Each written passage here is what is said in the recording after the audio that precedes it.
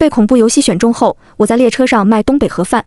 诡异想残忍猎杀我，我反手掏出一盒红烧排骨豆角焖面塞进他嘴里，他嚼嚼嚼，呵呵，吃完就杀你。第二天，小鸡炖蘑菇拼鱼香肉丝盖浇饭。第三天，猪肉酸菜饺子荷包蛋葱油拌面。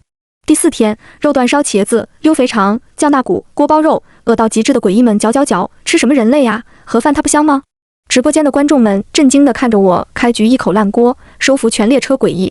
上一秒我还在医院陪伴重伤昏迷的爸爸，下一秒却被扯入了 S 级无限列车副本中。身份：李婉，18岁 ，K418 列车乘务员。天赋道具 ：A 级厨具一套，封印，做出诡异们也能品尝的料理，料理美味度正20%，每天可开启绝对防御1次。通关条件：这是一趟永不停止的列车，它将在3天后的午夜12点坠毁，请在诡异的猎杀中活下去，成功抵达终点。系统冰冷的电子音响起，很快又恢复寂静。回过神，我发现自己正身处狭小漆黑的列车厨房里，手下是一辆小餐车，上面叠着几盒今日的午餐盒饭。盒饭里只有拳头大的米饭，一块瘪瘪的豆干，却贴着50块的标价。旁边瘦瘦的鬼厨师清洗完锅铲，有些疑惑地推了我一把，轻声提醒：愣着干啥？午饭时间到了，推车去叫卖啊！寂静的厨房里，我被狮子大开口的盒饭物价狠狠震惊3秒。过分了，大家只是坐列车，又不是大冤种。沉默半晌，我语气艰涩地认真扮演起乘务员的角色。今天的盒饭只有这些菜吗？鬼厨师闻言叹了口气，无奈地摇摇头。列车的物资快耗尽了，有这些食材已经很好了。快去吧，别墨迹。说完，他把我推出厨房，关上门，原地开始休息。永不停止的列车，食材耗尽。闻言，我猛地一愣，默默查看起自己空间里的食材箱。这是从第2个医院副本里花2000块买到的道具，每天随机刷新3至6种不限量的食材。那不就意味着我拥有无限稀缺资源？水灵灵的食材摆在眼前，我突然感觉自己踩到了游戏 bug。一定要活下去，回到现实中和爸爸团聚。一定要活下去，在列车上找到妈妈失踪的线索。一定要活下去，把秦霄救出来。坠毁倒计时第3天，从餐车车厢走到卧铺车厢售卖还有一段距离。我趁着空档打开食材箱，发现今天刷新了排骨、豆角、土豆、茄子和鸡蛋。K418 列车是从东北开往西部，那菜系就要换成东北菜了。如果我掌厨，可以做个热腾腾的红烧排骨豆角焖面，面条筋道弹韧，排骨绵软嫩滑，豆角饱满脆爽，加上软糯的土豆，汤汁浓郁。炒个色香味浓的地三鲜，再煎个外焦里嫩的溏心荷包蛋，美美的热腾腾的东北铁饭盒搞定。到时候我只卖12块，5本多销，这不得赚疯了。再看看手中餐车上的米饭和豆干，这玩意儿能有鬼吃？卖盒饭喽，50块一盒不二价，冷冰冰的白米饭和干巴巴的豆干，我懒散地推着餐车吆喝，做好了今日不会开张的准备。岂料下一秒，各个卧铺包厢中齐刷刷探出了诡异的身影，他们死状各异，个个饿到面黄肌瘦，目露凶光。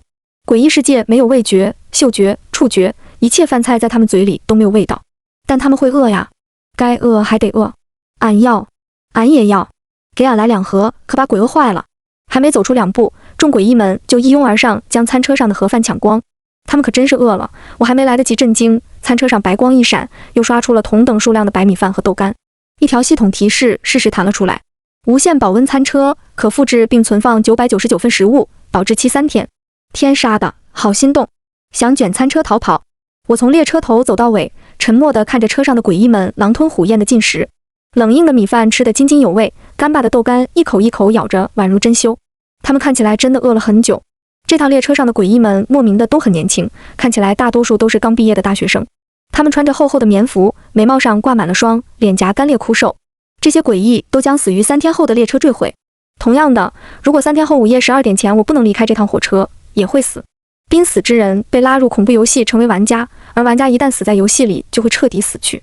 反之，如果成功通关，则可以兑换寿命回到现实世界中。但我要怎么离开列车呢？离开了又怎样抵达终点通关呢？我推着餐车，边吆喝边绞尽脑汁想办法。走到尽头的最后一节软卧时，前面车厢里忽然传来暴动，歇斯底里的嘶吼和爆炸声交织，连绵不绝。副本内存活人数3，副本内存活人数2，副本内存活人数1。我狂奔到餐车车厢，在厨房里发现了爆炸痕迹和满地的人类残肢碎片，而角落里正躺着瘦瘦的鬼厨师尸体。K418 的列车长抵达现场，他死死地皱着眉，吩咐诡异们清扫碎屑。众诡异面如菜色，嘀嘀咕咕低声讨论着。人类小老鼠想炸停俺们的火车，真是自作孽不可活。那3个该死的人类居然赶杀了大壮厨师，他们还炸毁了仓库，俺们现在彻底没食物了。能填饱肚子的物资殆尽，绝望的气息顿时在整趟列车中蔓延。诡异们对人类的憎恶瞬间抵达了极点，俺恨人类，一定要将他们大卸八块，铲除人类，杀掉他们。群情激愤中，我默默缩到角落，努力降低存在感，却被一旁沉吟不语的列车长喊住：“小黎乘务员，刚刚俺召集乘务员猎杀人类的时候，你在哪里？”寂静的车厢中，诡异们的目光齐刷刷集中在我身上。嗅到我身上人类的味道时，他们脸上忽然裂开，冒出鲜血，脑壳变形，淌出股股白色的脑浆。你不是乘务员，你是谁呀？你是人类，是人类！诡异们默契的低声呢喃，拖着身上的断肢残腿朝我靠近。死亡的阴影铺天盖地笼罩而来，我只觉得浑身血液凝固，汗毛直竖。太快了，暴露得太快了！极度恐惧之下，我的双腿僵直无法动弹。正要使用天赋厨具里的绝对防御，一名年轻的乘务员忽然冲了上来，拦在我面前。我瞬间认出那是第一个荒村副本里来小吃摊蹭饭的兼职诡异。他死死护着我，声嘶力竭朝他们大吼：“不要啊！住手啊！他是厨师，能给俺们做出香香的饭的厨师啊！”闻言，餐车车厢里聚集的诡异还是不为所动，他们杀气腾腾，一往无前。危急时刻，我脑中灵光一闪，飞速从空间里掏出了食材箱，原地打开。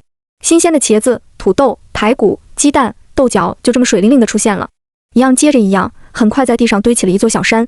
诡异们顿住了，望着新鲜水嫩的食材，两眼放光。列车长迟疑片刻，若有所思地下达了停止的指令：“这个宝贝箱子只有你能打开。”提问的时候，他手中的长棍猛地爆发出电光，高高举了起来。“大哥，你想杀人越货的心思，要不要这么昭然若揭呀？”我立马战战兢兢护住头，笃定地点头：“对，箱子和我绑定了，里面的食材只有我能取出。我在乡在，我王相王。”闻言，列车长有些遗憾地收回电棍，走到角落里，将鬼厨师的胸牌摘下。那只沾着鲜血、深可见骨的手将厨师胸牌戴在我肩上，用力拍了拍：“等新的食材送上列车，我就杀了你。在此之前，你负责厨房。”话音落下，一条系统电子提示音弹了出来：“你已获得无限保温餐车使用权。”我顿时眼睛发亮，扑向餐车，小鸡啄米般连连点头：“你放心，我会乖乖等杀的。”等诡异们离开餐车，我立马取出天赋厨具进厨房，急急忙忙开始做饭。铁锅热油，厚实的滚刀土豆块铺满锅底，待其边缘微黄时翻面，焦脆软糯。茄子油炸，撒入青椒豆角翻炒，浇上水淀粉和调料，撒上一把水绿的小葱。新鲜出炉的地三鲜酱汁浓郁，咸香绵软，十分下饭。煎个外焦里嫩，一戳就流心的荷包蛋，满满的红烧排骨、豆角焖面装盒。我信心满满地推着保温小餐车，逐个车厢叫卖。红烧排骨、豆角焖面盒饭原价22块，现在5折11块。买不了吃亏，买不了上当。吆喝声穿透车厢，却没鬼探出身子来买。我疑惑地走进第一个卧铺，里面躺着几个年轻的诡异男孩，他们猛地往嘴里灌凉水抵抗饥饿，嘴里还念念有词：“11块的盒饭，骗鬼呢！火车饭盒至少30好吗？他敢卖，俺都不敢吃。是人类，列车长怎么还没解决他？杀了他！”车厢里陷入沉默，诡异们默契扭头，虎视眈眈地盯着我。我捧着6个盒饭站在原地，扯了扯胸前的员工牌。我是列车长正式录用的厨师，要盒饭不？尝尝呗，不好吃不要钱，吃完再杀，不耽误事儿。他们摇摇头，抗拒地掏出武器。我利落掀开盒饭盖子，红烧排骨和地三鲜的浓郁香气顿时溢满车厢，饿到极致的诡异们忍不住吞了吞口水。虽然早知道诡异世界里没有味道，但是望着鲜亮诱人的菜色，还是有诡异没忍住。躺在下铺角落的林晓东跃跃欲试地递上11块，他捧着盒饭用力嗅了嗅，夹起一块红烧排骨塞进嘴里。轻轻一咬，小火慢炖的肉软烂脱骨，肉质酥软，在唇齿间释放出浓郁的甜味与肉香。林晓东被满嘴的鲜香肉味震惊在原地，不敢置信地看着我。天哪，这红烧排骨居然有味道，好入味，烧得够烂乎，简直不要太好吃了。感觉死了30几年的尸体暖暖的，仿佛又活了过来。这怎么可能呢？旁边卧铺的陈小海看着同伴陶醉的干饭的模样，也有些心动。他买了一份，迫不及待地夹起一筷子焖至软糯的豆角，卷起焖面塞进嘴里。豆角吸收了红烧汁的精华，甜咸适中，面条软而不烂，每一根都裹满了那层层深入的肉汁。陈小海狼吞虎咽地嚼了几口吞下肚，连嘴边的酱汁都仔细舔了个干净。他忽然抬头望着我，满脸感动。义父。第一节车厢的诡异们聚在一起，捧着饭盒埋头啃排骨缩面，吃得不亦乐乎。俺觉得嚼还是应该嚼杀掉嚼。不急，嚼过3天他就自己死了，嚼。俺的心死了，嚼嚼嚼，可是俺的嘴巴没死，嚼嚼嚼，太好吃了。你可怕得很，嚼嚼嚼。不一定每天盒饭都那么好吃，嚼嚼嚼，明天不好吃就杀了它。嚼嚼嚼。这些诡异敢不敢把嘴里的排骨吐掉再讲话？我默默拧了把汗，哭笑不得地推着餐车准备前往下一个卧铺。转身之际，这些年轻诡异们又聊了起来。真希望弟兄们都能吃上这么好的饭。小山哥不知道怎么样了，去年他回家探望他爹，听说他爹住院了，得了什么食道癌。我顿住了脚步，迟疑地回头。你好，请问你们说的是杨小山吗？对呀，你见过他吗？他有没有和家人团聚？埋头专心干饭的林晓东激动地放下盒饭，期盼地望着我。这些诡异和恐怖医院副本里的杨小山一样，是伟大的边疆建设者呀。我心头的冷意渐渐褪去，点了点头。和家人团聚了。听说杨小山和家人团聚，大家都特别高兴。俺也挺舍不得家里的，想着这次去完西部就回老家孝顺爸妈。俺也答应俺妈妈了，从西部回来就带她去旅游。出发前，俺爸也给俺炖了红烧排骨，可惜再也吃不到了。众诡异吃着吃着就沉默了，巨大的悲伤逐渐蔓延。我也沉默着推车，转身离开，没有告诉他们残酷的真相。是团聚了，但是在诡异的世界团聚的。后面的车厢里，东北盒饭的兜售也异常顺利。大多数诡异起初都防备地抗拒几下，但最后还是屈服于巨大的饥饿感之下。逼仄狭长的列车里顿时被红烧排骨和地三鲜的香气填满。我推着空荡荡的餐车回到后厨时，意料之外地遇见了列车长优雅地坐在餐桌旁吃盒饭。他夹起一块金黄的土豆，轻咬一口，眼中露出满足的光芒。这土豆真软糯，入口即化。茄子和豆角也很入味，留你的小命看来还是有点用处的。列车长边点评边一口接着一口将盒饭清空，吃得津津有味。恰巧此时列车到了停靠站，车门打开。我有些惊讶地看了列车长一眼。不是说这是一趟永不停止的列车吗？那个，我可以下车看看吗？他用餐巾纸擦了擦嘴角，毫不在意地点点头。我有些紧张忐忑地靠近车门，走了下去。列车上没有乘客下车，站台很安静，很阴暗，很冰冷。刚刚吃下热饭的暖意瞬间散去，我搓了搓起鸡皮疙瘩的手臂。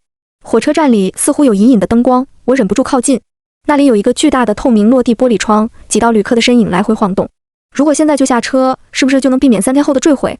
只要在火车站买到新的车票，就能抵达终点了吧？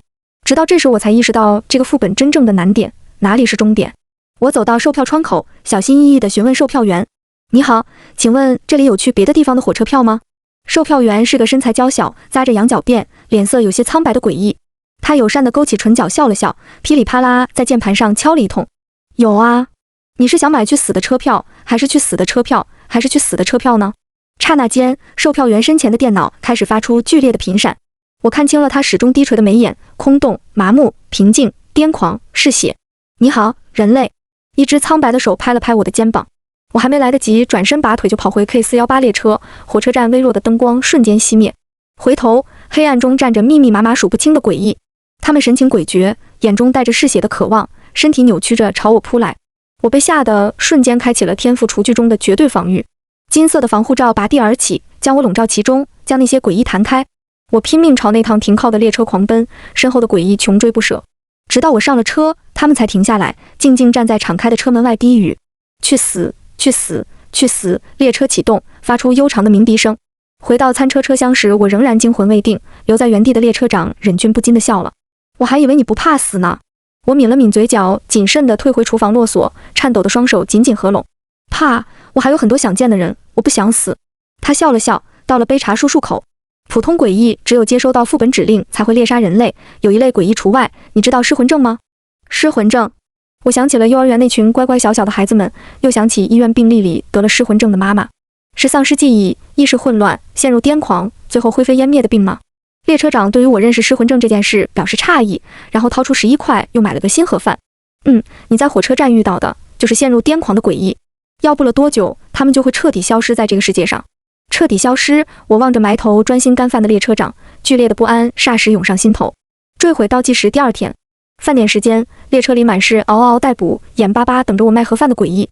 今天食材箱里刷新了里脊肉、鸡肉、蘑菇、木耳、胡萝卜。里脊瘦肉切成细长条，油热下锅，佐以木耳、胡萝卜丝翻炒至变色，浇上秘制浓稠的鱼香汁，点以葱花和红椒丝增色。一道外焦里嫩，鱼香味十足，辣酸甜咸的鱼香肉丝出锅。掀开砂锅，翻炒过的乡下小笨鸡由表面金黄变得酥软，鲜嫩多汁，带着丝丝甜味。榛蘑吸饱了汤汁，口感滑嫩，一口下去鲜得掉舌头。我推着热气腾腾的小鸡炖蘑菇拼鱼香肉丝盖浇饭的盒饭餐车开始叫卖。列车里的诡异闻着味儿，头就探出来了。每天俺就指望着吃这口热饭，日子都变得有盼头了。小鸡炖蘑菇好鲜好嫩，俺又活过来了。鱼香肉丝好好吃，义父请受孩一拜。车厢里，鬼妈妈夹起一簇肉丝，吹凉后塞进挑食的孩子嘴里。小诡异勉勉强强尝了一小口，眼睛顿时一亮。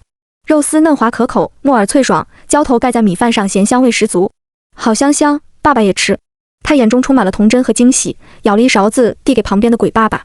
鬼爸爸当即放下手头的科研工作，专心陪孩子吃起饭来。爸爸，到时候你在沙漠里工作，还会陪我吃饭吗？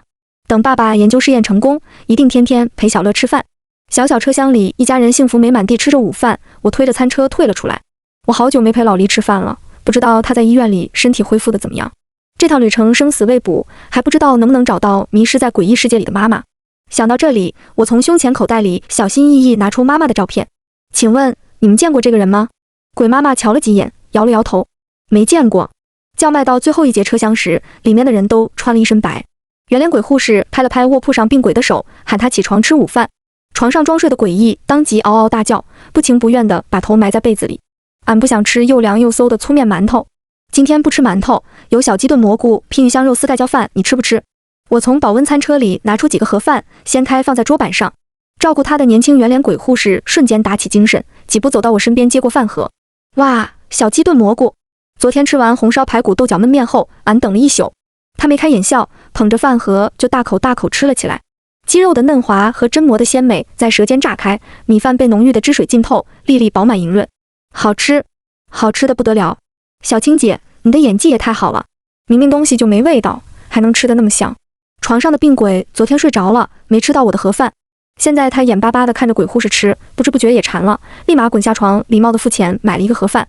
病鬼李军将信将疑地夹起鸡肉，不抱期待地塞进嘴里。淡淡肉香和蘑菇的香味在口腔里迸发时，他立即瞪大了双眼。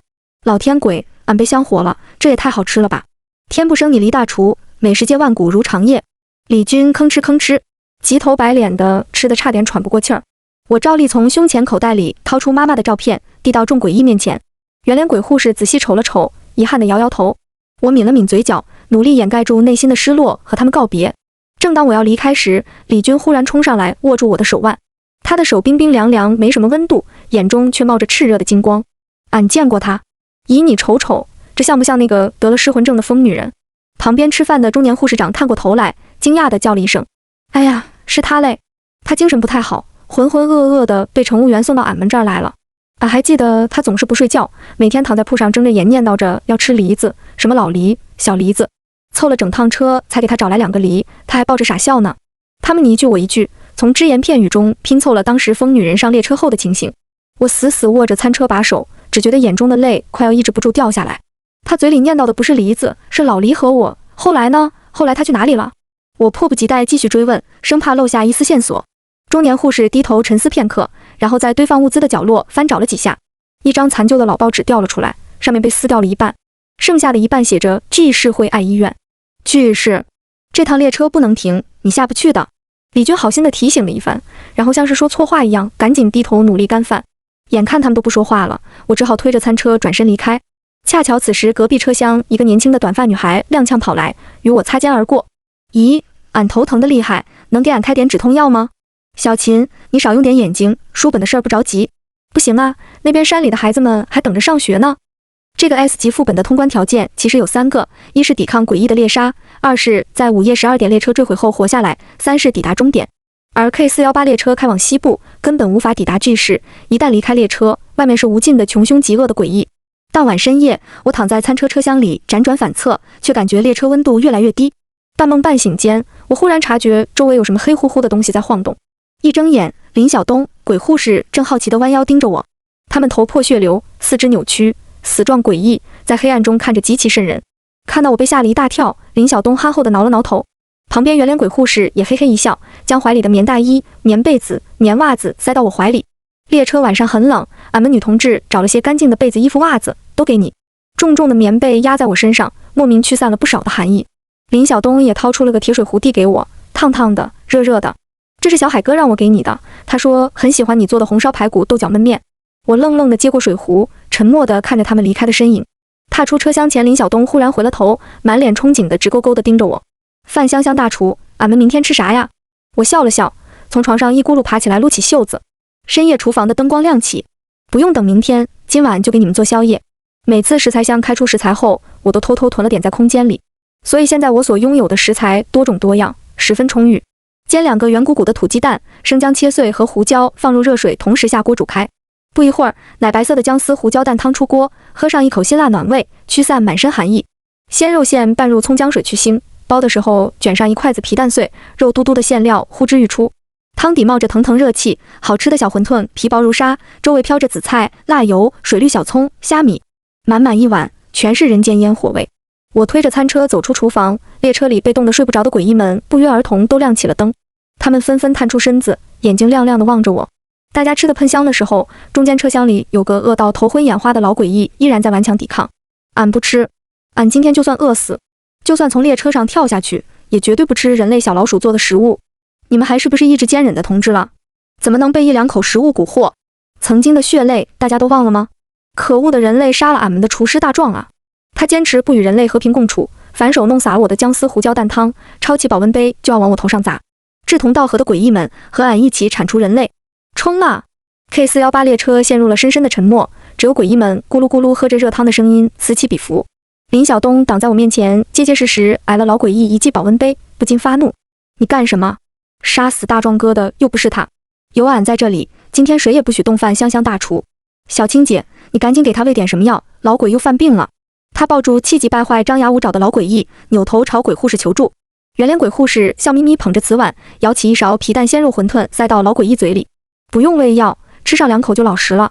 我呸，嚼嚼嚼，呸，嚼嚼嚼，呸，嚼嚼嚼，嫩滑的肉馅配上香醇的皮蛋碎，一口咬下去，满满都是鲜味。老诡异被香懵了，干瘪的嘴唇子上下扇动几下。见鬼了，死了那么多年，从没吃过这么好的东西。他刀尖般锋利的老嘴沉默了，他钢铁般坚硬的意志屈服了。好像这只人类小老鼠是没做过坏事，俺也要来2碗70岁高龄的老鬼打折吗？我哭笑不得地从餐车里捧出一份蛋汤和馄饨递给他，您吃，老弱病残不收钱。老鬼一瞅了瞅我被蛋汤烫得通红的手背，有些不好意思地哼唧2声。他犹豫几秒，最后埋下高傲的头颅，吃得津津有味。你这小娃娃还挺懂人情世故，嚼嚼嚼，算你识相，嚼嚼嚼。一把银色的钥匙从他枯瘦的脖颈上取下，丢到我怀中。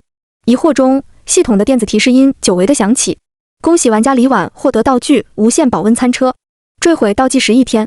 今晚12点就是列车坠毁的时间，我还没想到活下去并且抵达记事的办法。越靠近死亡的日子，列车上诡异们的死状就越明显。列车越来越冷，车窗外掀起肆虐的风沙，虚幻的景色逐渐荒芜。想到今晚的死亡，大家的心情似乎也逐渐低落沉重。今天食材箱里开出了茄子、肥肠、瘦肉、杏鲍菇。我蹲在地上边洗边切食材，构思今天的菜谱。病鬼李军乐呵呵地来后厨当帮工，不少诡异也提前到餐车车厢里翘首以盼。嘿嘿，今天是俺们最后一顿咧，俺要多吃点。最后一顿，杨小山说西部的条件很艰苦，山上风雪很大，他站岗总是容易饿。我长叹一口气，将上列火车后卖盒饭挣的钱数了数，1万。然后在商城里下单了各式各样的食材，吃顿丰盛的吧，就当给这些建设西部的工作者们送行。外酥里嫩的锅包肉，肥而不腻的溜肥肠，麻辣鲜香的宫保鸡丁，肉质软糯的酱大骨，汤汁浓稠的红烧狮子头，软烂喷香的猪肉炖粉条，再加几个素菜，营养均衡一下。干煸杏鲍菇、醋溜茭白、梅菜笋丝花生米、尖椒土豆丝，热气腾腾的饭菜摆了满满一趟列车，将诡异们冰冷的心都熨烫开。8元自助不限量，大家全场随意吃。我在餐盘旁摆放了头钱箱，向大家宣布了这个好消息。诡异们不敢置信的齐声欢呼，列车里顿时欢腾起来。这里有医护人员，有人民教师，有科研工作者家庭，他们穿梭在车厢间吃吃聊聊，畅谈着自己投身建设的远大未来，笑得其乐融融。他们是坚定的、无畏的、闪耀的。我也捧着铁饭盒，边吃米饭边看着这些洋溢着幸福的脸庞。列车长也捧着饭盒，接地气地和我蹲在车门旁。我默默往旁边挪了几步，低头咬了一口溜肥肠。他也往我这边默默挪了几步，捧着酱大骨一嗦一大口吃得不亦乐乎。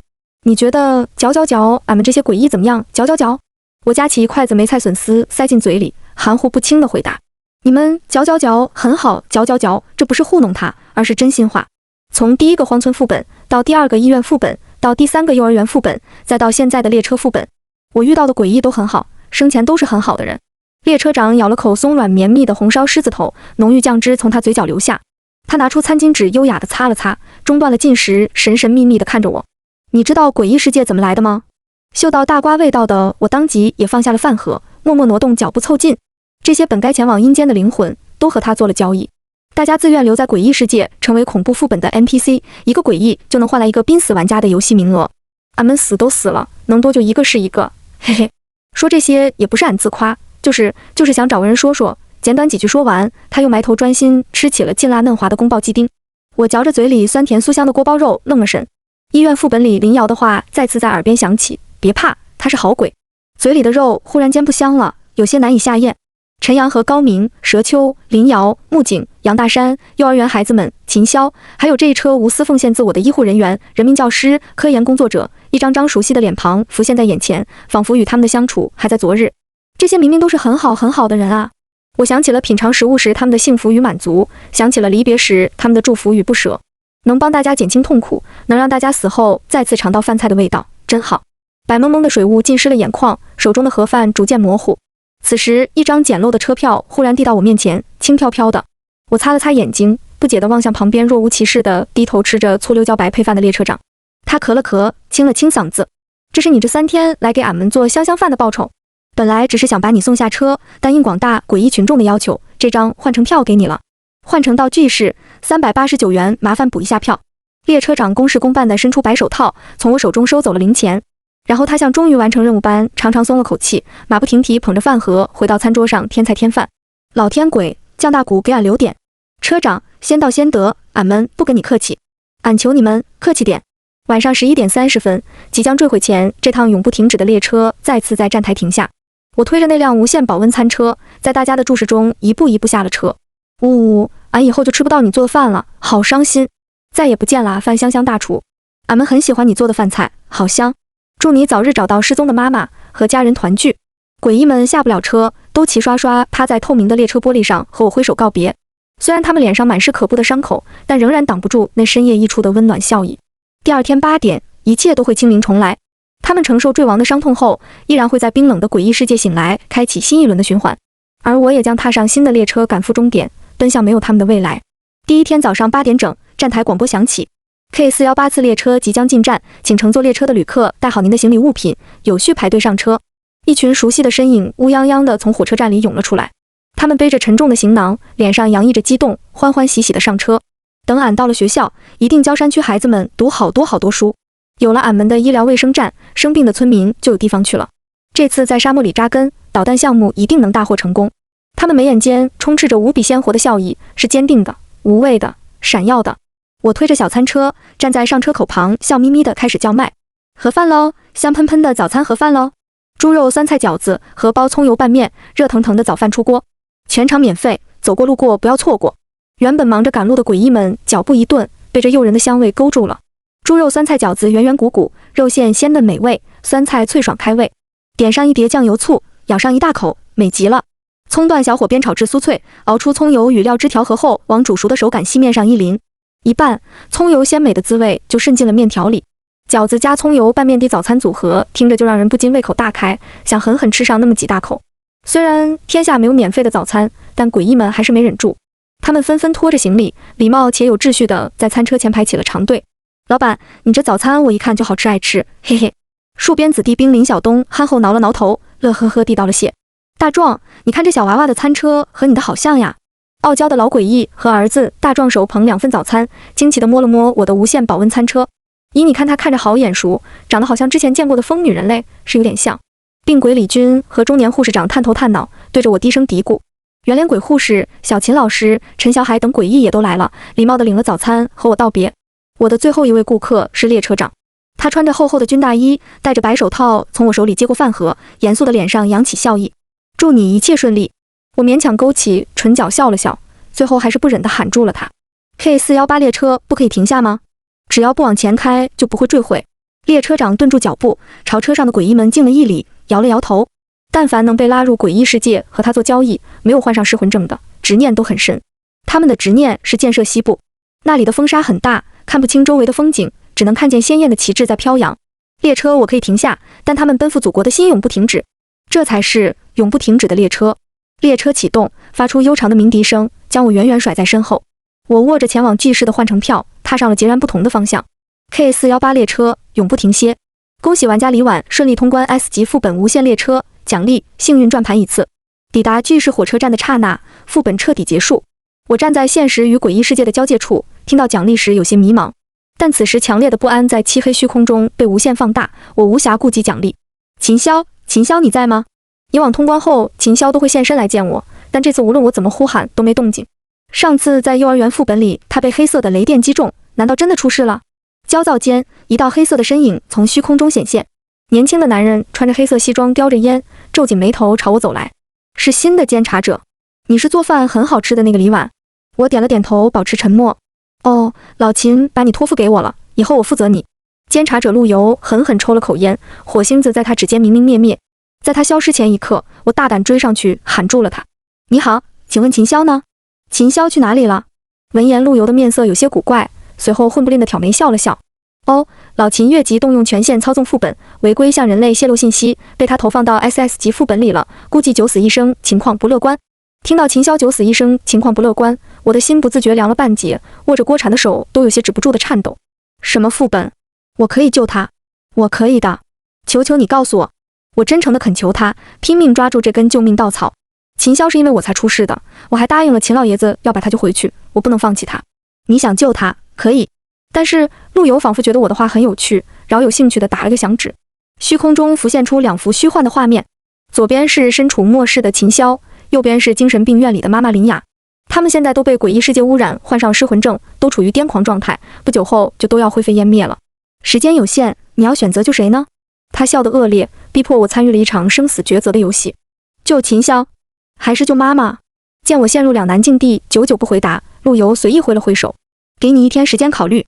下一秒，眼前白光乍起，我猛地出现在医院楼梯间，周围空空荡荡，空无一人，寂静的可怕。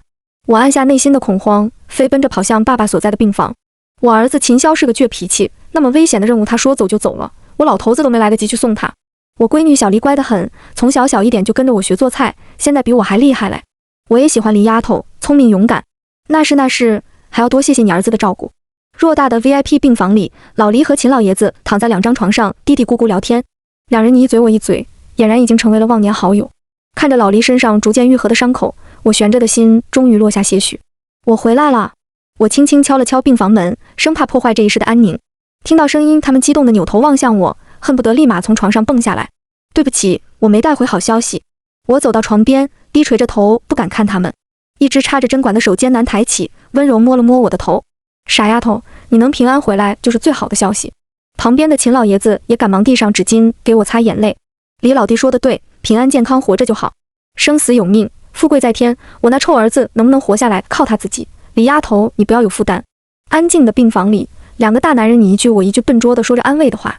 我胡乱抹掉挂在腮边的眼泪，破涕为笑。关于那个至关重要的抉择，我谁都没说。在这弥足珍贵的1天里，我早上下厨给2个病号煮了滋补的鸡丝粥，下午陪他们做复健，晚上旁观他们下棋斗嘴，简简单单、平平淡淡的日子稍纵即逝。午夜降临，我守在床边看着他们沉沉睡去，